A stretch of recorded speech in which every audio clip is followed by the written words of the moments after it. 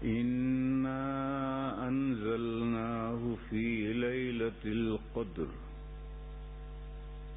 ليلة القدر خير من 1000 شهر تنزل الملائكة والروح فيها بإذن ربهم من كل أمر سلام هي حتى مطلع الفجر.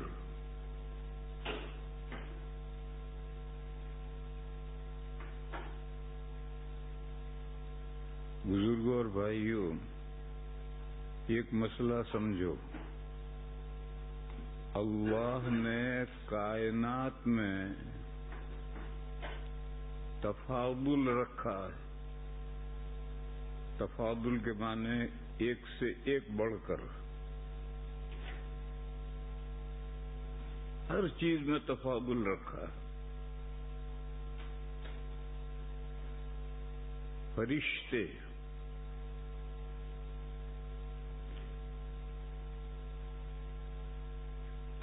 آسمان کے جو فرشتے ہیں وہ ملائے اعلیٰ کہلاتے ہیں، اور زمین میں جو فرشتے اللہ نے پیدا کیے ہیں وہ ملائے سافل کہلاتے ہیں.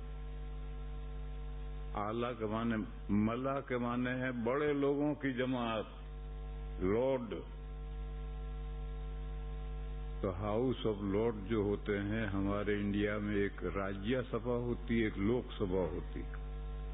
راجیہ سبھا اوپر ہوتی ہے اور لوک سبھا نیچے ہوتی ہے. لوک سبھا کے لیے پبلک الیکشن ہوتا ہے اور راجیہ سبھا کے لیے اسمبلیوں میں الیکشن ہوتا ہے. اور جو لوک سبھا قانون پاس کرتی ہے وہ جا کر کے لوک سبھا میں منظور ہوتا ہے، تب نافذ ہوتا ہے. اس کا لیڈر وزیر اعلیٰ ہوتا، وزیر اعظم ہوتا ہے، اور اس کا لیڈر صدر جمہوریہ ہوتا ہے. میں تو اعلیٰ اور اسفل کو بتلاتا ہے کہ ہائی کلاس اور لوور کلاس. تو فرشتوں میں بھی 2 کلاس ہیں. آسمان کے جو فرشتے ہیں ملائے اعلیٰ ہیں، ہائی کلاس، اور زمین میں جو فرشتے اللہ نے پیدا کیے وہ لوور کلاس ہیں. پھر آسمان میں جو فرشتے ہیں ان فرشتوں میں آپ حضرات جانتے ہیں کہ 4 فرشتے سب سے بڑے ہیں. حضرت جبرائیل، اسرافیل، میکائیل، عزرائیل، یہ 4 فرشتے بڑے ہیں. اور ان 4 سے بھی بڑے ہیں وہ 4 فرشتے جو اللہ کا عرش اٹھائے ہوئے ہیں. فی الحال اللہ کا عرش 4 فرشتوں نے اٹھا رکھا ہے. قیامت کے دن جب وہ عرش زمین پر لائیں گے تو 8 فرشتے اٹھا کر لائیں گے.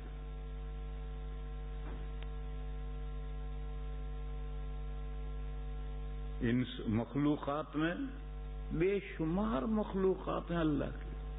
ان میں سب سے افضل انسان ہے. وَلَقَدْ كَرَّمْنَا بَنِي آدَمَ. ہم نے انسان کو عزت دی، اس کے سر پہ شرافت کا، بزرگی کا تاج رکھا. پھر اس کے بعد کون ہے چھوڑو اسے. اول نمبر انسان کا ہے. اسی طرح سے ٹائم کے 2 پیس ہیں، ڈے اینڈ نائٹ. یہ ڈے اینڈ نائٹ، یہ ٹائم کے 2 پیس ہیں. ان پیسوں میں بھی ڈے، دن، اس میں سب سے افضل جمعہ. حدیثوں میں جمعہ کے دن کی بڑی فضیلتیں آئی ہیں. میں وہ بیان کرنا شروع کروں گا تو سارا وقت ادھر ہی ختم ہو جائے گا. اور نائٹ، ان نائٹ میں سب سے افضل شب قدر ہے. شب مانے نائٹ، اور قدر کے معنی ویلیویبل، بڑی قیمتی. یہ جو شب قدر ہے یہ راتوں میں سب سے افضل ہے. اور راتیں بھی فضیلت میں ہیں جیسے شب برات وغیرہ، لیکن شب قدر جو سب سے افضل ہے. اور دنوں کے اندر جمعہ سب سے افضل ہے.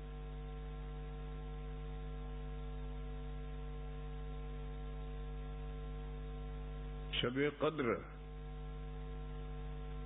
فکس نہیں، بلکہ پورے رمضان کی 29 اور 30 راتوں میں سے کوئی بھی رات شب قدر ہو سکتی.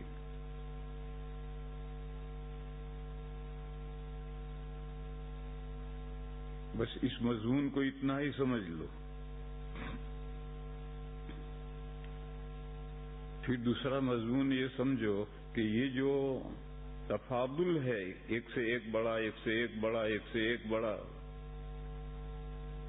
جیسے انبیاء کرام میں 5 انبیاء اولو العزم ہیں، پھر ان 5 میں بھی سب سے بڑے ہمارے حضور. یہ جو تفاضل ہے یہ کس بنیاد پر ہے؟ اس کے بیس کیا ہے؟ اس کو سمجھنا بڑا مشکل ہے. اس کو سمجھنا بہت مشکل ہے. اللہ تعالیٰ نے فضیلت رکھی ہیں، اس کی وجہ اللہ ہی جانتے ہیں، ہم سب نہیں جانتے، ساری باتیں ہم نہیں جانتے. جمعہ 6 دنوں سے افضل کیوں؟ اللہ بہتر جانتے ہیں. راتوں میں شب قدر سب سے افضل کیوں؟ اللہ بہتر جانتے ہیں. لیکن یہ جو سورت ابھی امام صاحب نے وتروں کی پہلی رکعت میں پڑھی، اس سورت میں شب قدر کی فضیلت کی ایک وجہ کی طرف اشارہ ہے. اشارہ نہیں بلکہ صراحت ہے کہ یہ رات اس لیے اس کو فضیلت حاصل ہوئی کہ اس رات میں قرآن کریم اترا ہے. کہاں اترا؟ لوح محفوظ سے شب بیت معمور میں بھی اسی رات میں اترا ہے. اور پھر بیت معمور میں سے زمین پر حضور پر جو پہلی وحی آئی ہے وہ شب قدر میں آئی ہے. سورج غروب ہوا، مغرب کا وقت ہوا اور حضور گھر جانے کے لیے غار حرا میں سے نکل کر چلے تو غار حرا کے آگے ایک میدان ہے، اس میں ریت ہے. جب اس میدان میں پہنچے تو حضرت جبرائیل انسانی شکل میں آ کر کھڑے ہو گئے. اور پہلی وحی جس میں 5 آیتیں آئی ہیں، اقرأ باسم ربک الذی خلق، وہ اسی مغرب کے بعد آئی، یہی شب قدر تھی. لیکن رمضان کی کون سی رات تھی معلوم نہیں، کیونکہ شب قدر تو ہر رمضان میں بدلتی رہتی ہے. اس لیے حضور پر جو پہلی وحی آئی وہ شب قدر رمضان کی کون سی رات تھی نہیں معلوم، باقی رمضان کی شب قدر تھی. یہ جو قرآن کریم کا اس رات میں نزول ہوا، یہاں ایک بہت باریک مسئلہ ہے. پہلے کون بعد میں کون؟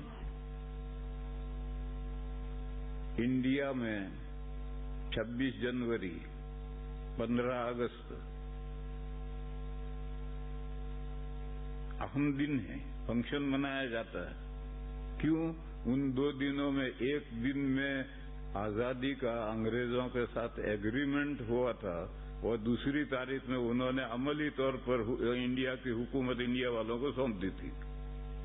تو جس دن ایگریمنٹ ہوا وہ بھی اہم واقعہ ہے، اور جس دن انہوں نے چابی دے دی وہ بھی اہم واقعہ ہے. تو یہ 15 اگست اور 26 جنوری ان میں پہلے سے فضیلت تھی جو ان دنوں میں چابی ملی، ایگریمنٹ ہوا، یا ایگریمنٹ ہوا چابی ملی اس لیے ان دنوں کے اندر اہمیت آئی؟ اب پہلے کون پیچھے کون؟ اسی طرح سمجھو کہ پہلے سے یہ رات ویلیویبل تھی اس لیے اس میں قرآن اتارا گیا. تو قرآن وہ پہلے سے ویلیویبل ہے اس لیے قرآن اتارا گیا. اور ایک تو یہ ہے کہ پہلے سے تو نہیں، سب راتیں برابر تھی، لیکن اس رات میں یہ واقعہ پیش آیا اس لیے یہ رات ویلیویبل ہو گئی. یہ دونوں صورتیں سوچنے کی ہیں. آپ جانتے ہیں کہ پہلے سے کوئی فضیلت نہیں ہوتی، ہمیشہ 26 جنوری آتی رہتی تھی، 15 اگست بھی آتا ہی رہتا تھا، کوئی فنکشن انڈیا والے نہیں مناتے تھے. لیکن ان تاریخوں میں ایگریمنٹ ہو آزادی کا اور چابی ملی تو یہ ویلیویبل دن ہو گئے اور فنکشن منانے لگے لوگ.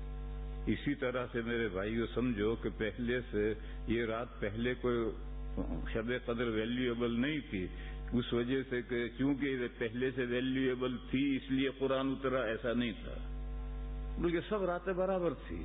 پھر ایک رات میں اللہ تعالیٰ کے فیصلے سے قرآن کریم کا نزول ہوا تو اب یہ رات ویلیویبل ہو گئی. اور رات ہی ویلیویبل نہیں ہوئی بلکہ پورا مہینہ ہی ویلیویبل ہو گیا. اور اسی لیے اس مہینے میں دن کے روزے مقرر کیے گئے تاکہ بھوکا رہے تو نورانیت پیدا ہو، اور نورانیت پیدا ہو تو پھر رات میں عبادت کرنے کو، قرآن پڑھنے کو جی چاہے۔ ایک حدیث ہے، ابن عقیل ایک کتاب ہے، ابن عقیل نے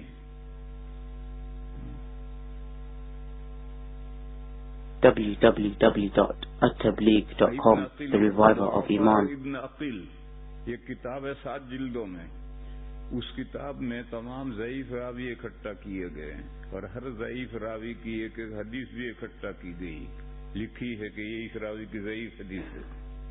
اس کتاب کے اندر یہ حدیث ہے، نبی پاک صلی اللہ علیہ وسلم نے فرمایا کہ اللہ تعالیٰ نے رمضان کے دنوں کے روزے فرض کیے، اور میں نے اس کی رات میں زائد نفلیں مسنون کی، ایکسٹرا اور نفلوں کے بنسبت خاص رمضان ہی کی زائد نفلیں 20 رکعتیں یہ میں نے مسنون کی، اور اللہ نے روزے فرض کیے۔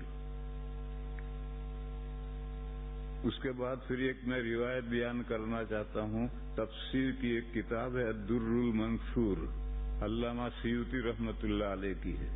اس تفسیر میں یہ جو انا انزلناہ فی لیلۃ القدر ہے، اسی سورت کی تفسیر میں وہ روایت ہے، جس کو دیکھنا ہو دیکھو۔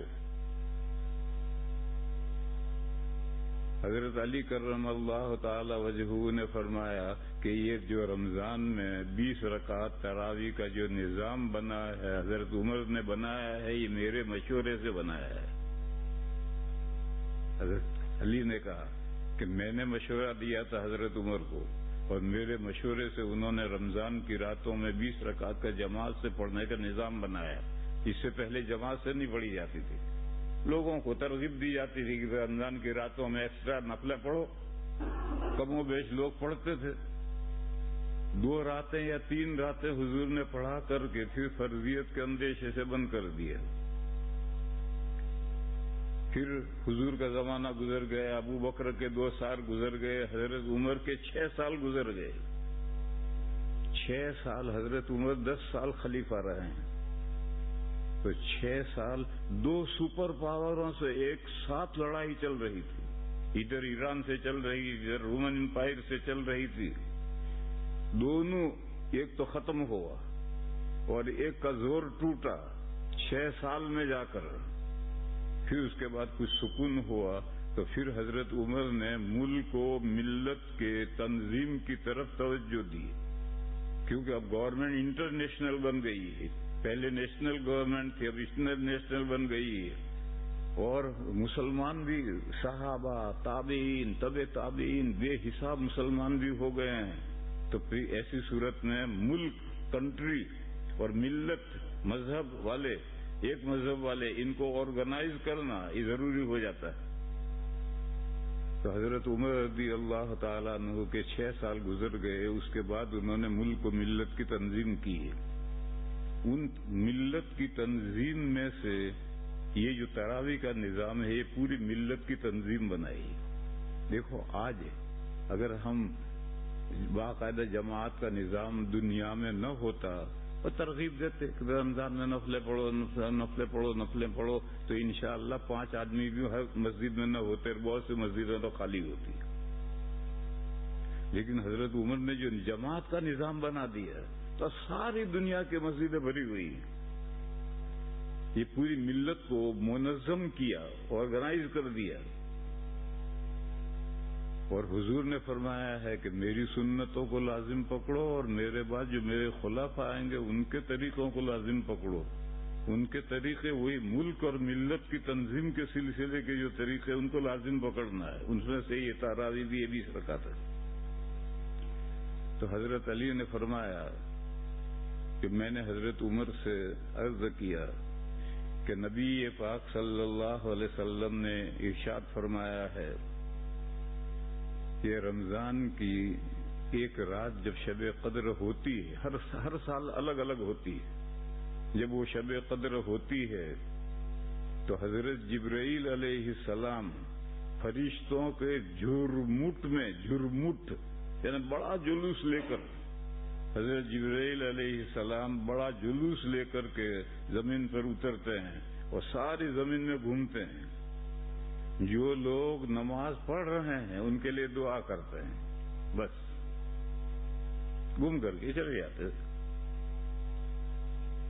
اب رمضان کی کون سی رات شب قدر ہے تو معلوم نہیں. جب بھی شب قدر ہوگی جبرائیل اتریں گے اور نماز میں جو کھڑے ہیں ان کے لیے دعا کریں گے. تو ہم ایسا کوئی نظام کیوں نہ بنائیں کہ جبرائیل رمضان کی چاہے جون سی رات میں اترے ہیں ان کو زمین پر مسلمان نماز پڑھتے ہوئے ملے. ایسا نظام کیوں نہ بنائے؟ تو حضرت عمر نے کہا کہ بھئی بات تو تمہاری معقول ہے. اگر ہم ایسا نظام بنا دیں جو پورے رمضان چلے تو جبرائیل جون سی رات میں اتریں گے، مسلمان نماز پڑھتے ملیں گے، وہ ان کے لیے دعا کریں گے. مصافحہ کریں گے، نہیں ہے روایت میں، دعا کریں گے. اب پورے رمضان کی کون سی نماز ہے؟ پہلے یہ خیال گیا کہ پورے رمضان میں 12 مہینے حضور تہجد پڑھتے تھے، تو رمضان بھی پورا رمضان تہجد پڑھتے تھے.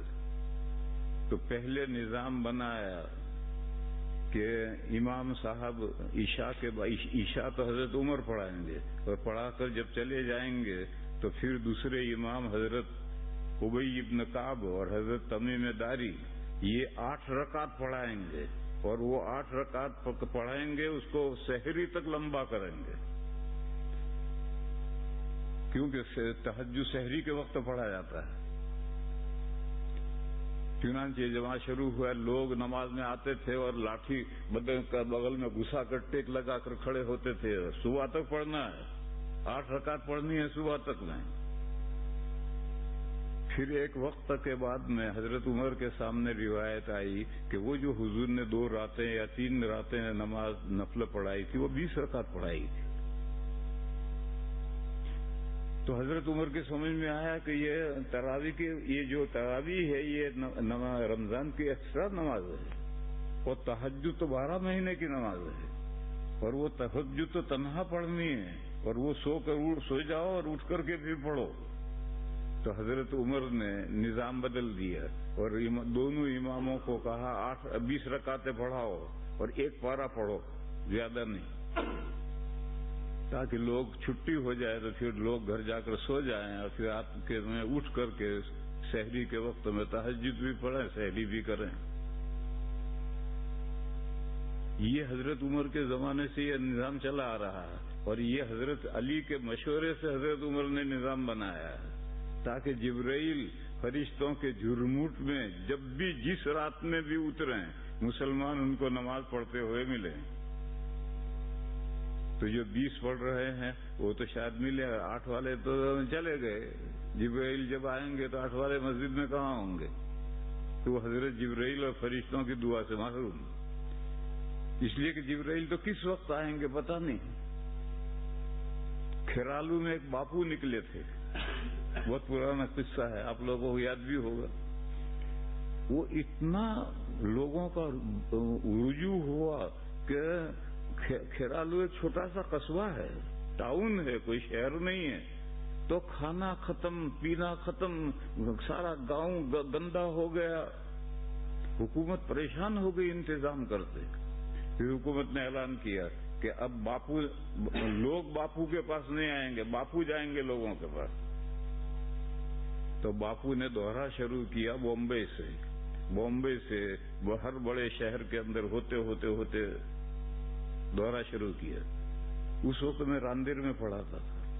مدرسہ جو اشرفیہ ہے اس کے پیچھے جیم خانہ ہے، کھیلنے کا بڑا میدان ہے.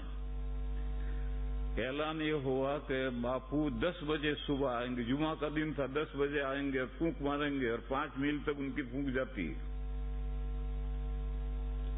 میں ایک بلڈنگ تھی اشرفیہ کی، میں وہاں رہتا تھا، تو میں دیکھ رہا تھا کہ فجر کی اذان کے وقت سے لوگ ریلا کا ریلا جا رہے ہیں. کوئی بوتل لے کے جا رہا، کوئی بالٹی لے کے جا رہا، کوئی ڈرم لے کے جا رہا.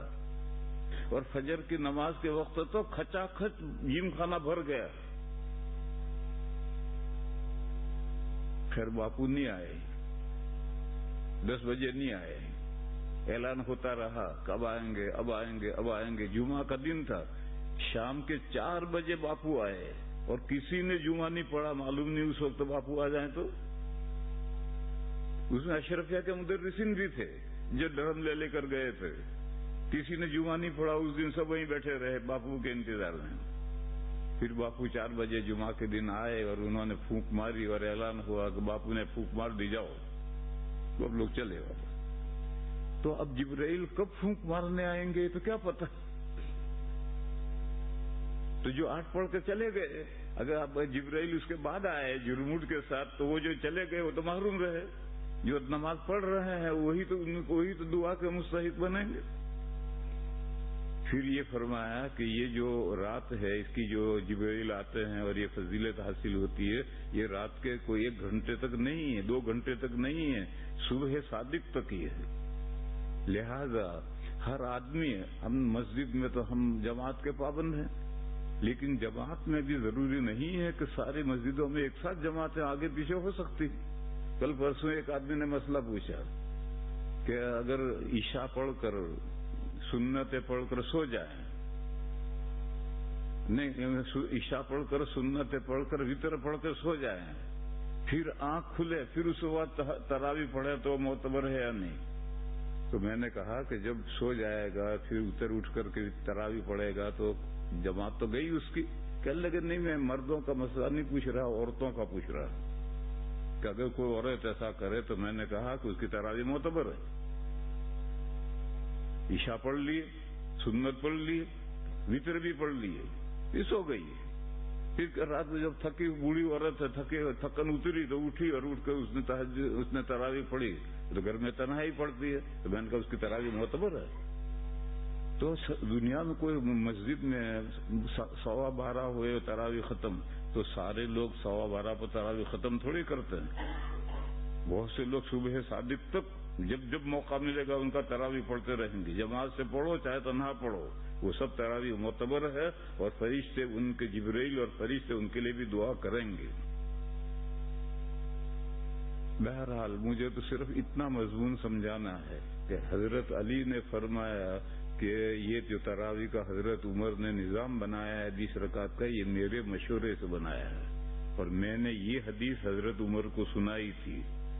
تو حضرت عمر نے کہا کہ پھر تمہاری بات تو تم ٹھیک کہتے ہو، ہم نظام کیوں نہ بنا دیں کہ جب جس رات میں بھی جبرائیل آئیں مسلمان ان کو نماز پڑھتے ہوئے ملے اور ان کی دعا کے حقدار بنیں۔ وآخر دعوانا ان الحمد للہ رب العالمین۔